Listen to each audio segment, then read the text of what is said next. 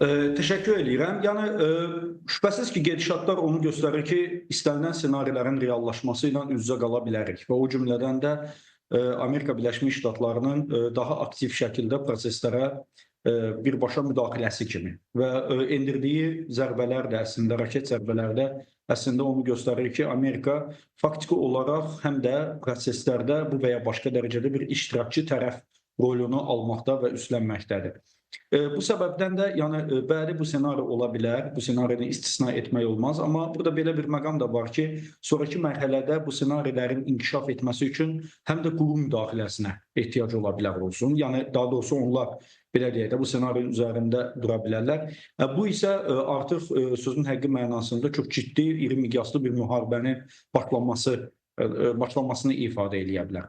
Xatırlatmaq istəyərdim ki, hətta Amerikanın bir neçə gün bundan əvvəl endirdiyi raket zərbələrinin özünə belə münasibətdə biz çox ciddi fikir ayrılıqları görməkdəyik. O cümlədən də yalnız Körfəz ölkələrində deyil, həm də Avropa ölkələrində. Yəni Amerikanın birbaşa tərəf olaraq məsələyə müdaxilə etməsi, birbaşa iştirak etməsi. Çünki bundan əvvəl biz zaten elə sizlə də verilişlərdə biz bunu dəfələrlə şərh etmişik.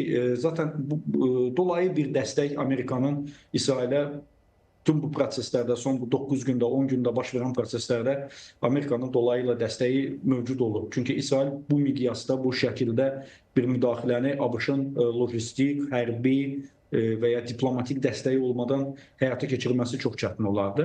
Amma bir də var məsələ odur ki, Amerika birbaşa özü də müdaxilə edən tərəf kimi özünü göstərməyə başlayır və indinin özündə də elə İran tərəfindən gələn açıqlamalar da, Körfəz ölkələrindən gələn açıqlamalar, Avropanın bəzi ölkələrindən gələn açıqlamalar onu göstərir ki, bu heç də belə deyək də birmənalı qarşılanmayıb və sözün həqiqi mənasında müharibənin miqyasının böyüməsinə və eyni zamanda da digər ölkələrə təsir etməsinə gətirib çıxarda bilər. Bir dənə diqqət edin, bax indi hal-hazırda ciddi müzakirə olunan iki vacib məqam hansılardır? Bir, İranın tamamilə Viyana razılaşmasının ardı kimi nəzərdə tutulan nüvə danışıqlarından imtina etməsi məsələsi və iki, İranın Hörmüz boğazını bağlamağı məsələsi.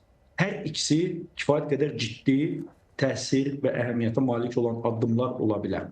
Və bu yalnız Amerikaya deyil, eləcə də bütün bölgəyə öz təsirini göstərə biləcəyi addımlar ola bilər.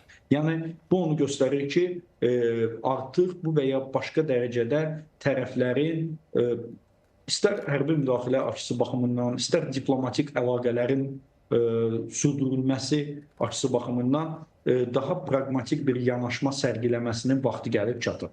Çünki münaqişə dərinləşdikcə, münaqişə kəskinləşdikcə özü ilə əlavə, bunu da dəfələrlə qeyd etmişik, əlavə siyan senarilərin işə düşməsinə də gətirib çıxarda bilər. İki məqamı qeyd edirəm, amma buna yan olaraq üçüncü məqamı da qeyd edeyim. Dünəndən başlayaraq İranın dəstəklədiyi proksi qüvvələrin açıqlamaları və bəyanatlarına diqqət edək. O cümlədən Hizbullahdan, Husilərdən, sonra İraqda olan belə deyək, şiə milislərindən müəyyən açıqlamalar gəldi.